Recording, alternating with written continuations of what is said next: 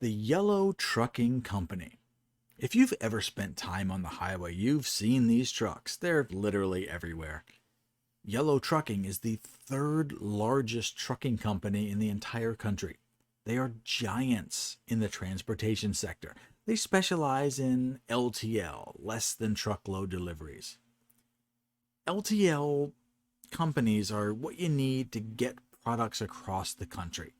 Now, Walmart has enough inventory to fill a truck, so they use their own trucks, and they're full from top to bottom. Now, same with UPS. They've got their own trucks, and when they hit the road, the trucks are completely full.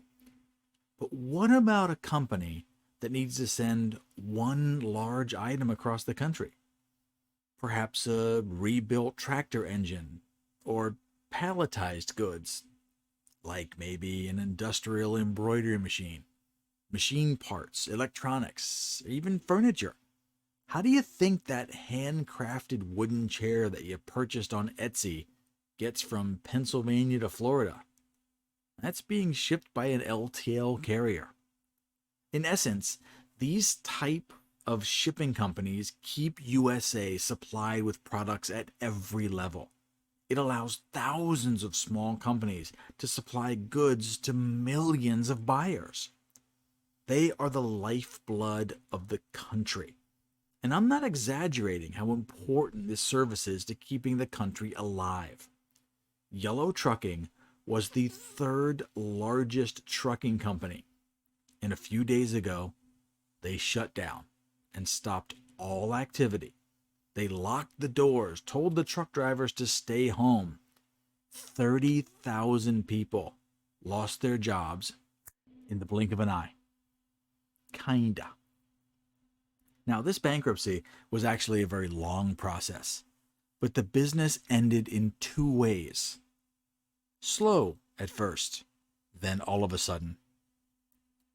Yellow Trucking, like everyone else, was hit hard during the COVID catastrophe.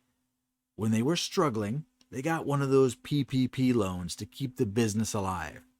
They got $700 million from the U.S. Treasury.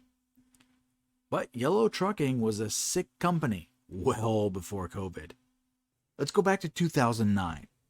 In 2009, they were struggling and acquired $470 million through a debt for equity deal. During that time, the union agreed to 10% wage cuts for all their employees in exchange for a 15% stake in the company. Now, a few months later, they gave their employees another 5% wage cut. That's really bad. But also, they did an 18-month cessation of pension fund contributions. It just gets worse. They stopped making pension fund payments for a year and a half. These are what you call red flags.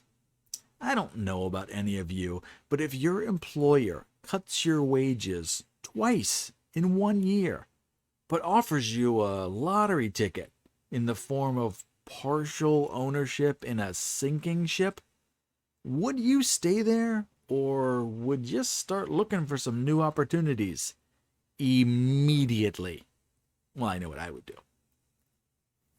The wage concessions were eventually extended up until 2015. And when they got to 2015, they were extended again until 2019. Okay, in 2011, they needed another $400 million loan to keep the business going. Now, I could tell you dozens of other loans, bailouts, restructuring, employee wage cuts, more pension payment problems, debt relief, refinancing, blah, blah, blah. They got piles of money, but they just could never fix the problems and never make the company self-sustaining. This company has been treading water for a long time. It was literally just holding on by a thread. Then COVID. During this time, business dropped, but they probably could have survived this. Then a few other things happened. I think there were three major factors that pushed them over the edge. 1. Gas prices and general inflation. 2. Bidenomics. 3. The Teamsters Union. Now, 1. Gas prices more than doubled when Biden and his policies made oil production more expensive. We were energy independent. Now we need to buy energy from Venezuela and other places instead of local energy production. That hurt. And 2, Biden was elected, and we were subjected to Bidenomics. This wasn't just ending coal and oil production. Okay, his policy didn't actually end production, but he certainly made it a lot harder and a lot more expensive. Plus outsourcing production of many goods and offshoring jobs that generally made everything more expensive. Bidenomics has destroyed so many businesses. How would you like your name attached to this level of destructive fraud? Bidenomics, what a disaster. It's literally got his name on it. Perfect. But 3, unions were, in my opinion, the final nail in the coffin. I'm pretty clear. I've been pretty clear. I hate unions. But if these employees were made to accept wage concessions for about a decade, okay, I get it. I understand why the Teamster unions were finally holding their feet to the fire and demanding better wages for their truck drivers. I get it. But keep in mind, this company was already dying. But the union demanded that Yellow Trucking pay employees more, or they would strike and stop working. Great plan, guys. How do you think that's going to work out? If you're a truck driver and you're not making enough money, you've got options. Work for a different company. Start your own trucking company. Change careers entirely. Do whatever you want. But clearly, they thought the best option is to threaten the company, to withhold work until they get more money. But what they didn't realize is that the company simply doesn't have any money, and they're just moments away from going bankrupt. There is no money. So the Yellow Trucking Company was probably having meetings on how to fire several thousand people to reduce costs and keep the business running just a few more weeks. The Teamsters Union just offered up all of the union members as sacrificial lambs. "Pay us more or we quit," they screamed in unison. "Okay, you can quit," was the reply. 30,000 people just lost their jobs because they demanded a raise from a company that was backed into a corner. So how does this play out? Well, the 30,000 people just started collecting unemployment benefits. That's your tax money right there. But what about the thousands of companies that depend on this shipping service? Well, all their prices just went up too. Those increases will be passed on to the final consumer. Expect higher prices very, very soon. But there will also be shortages. There just isn't enough transportation to get things from point A to point B. Produce will rot in warehouses just waiting for trucks that aren't there, which means shortages, which of course means price increases. There are also several thousand trucks sitting in parking lots.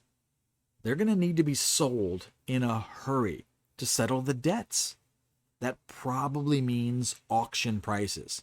All right, let's play this out. There are thousands of trucks up for sale. Maybe slightly used, maybe close to new, and cheap. I mean, we're talking fire sale prices. How do you think that affects the companies trying to sell new trucks? If there are a bunch of great, super cheap used trucks on the market, who would buy the new ones? So there's another industry that's going to have a rough year. But of the 30,000 people that were just released from employment, 22,000 were Teamsters. I'm guessing that almost all of them expect some kind of pension. I doubt they'll be getting it. This company had a long history of missing pension payments. Now, with the corruption of the modern age, would anyone be surprised if those pension accounts are completely empty? Now, we're talking about a company that has been financially teetering on bankruptcy for over a decade. Why would they not dip into that source of wealth? I'm not saying they outright stole it, but wouldn't it be easy to assume that they used that account as collateral against another loan? Well, they just defaulted. So someone is coming for all of their assets. I mean, all of their assets. You have to be extremely naive if you think these pensions are going to be paid. I could be wrong. This company might have treated the pension account with 100% respect, even though they haven't been able to pay their bills for over a decade and asked all of their employees to take pay cuts for over a decade. Plus, they skipped pension payments. Plus, they defaulted on most of the loans they received. But no, sure thing. They totally kept the pension accounts in good standing. Sure. No problem. Safe as can be, good as gold. You gotta be kidding me. I guess we'll know soon enough. But be aware, this collapse will be spreading through all kinds of different sectors. Plus, now there are 30,000 angry, unemployed truckers wandering around. They might be pretty mad. They might be real mad when they find out they no longer have a pension. Nothing about this is any good.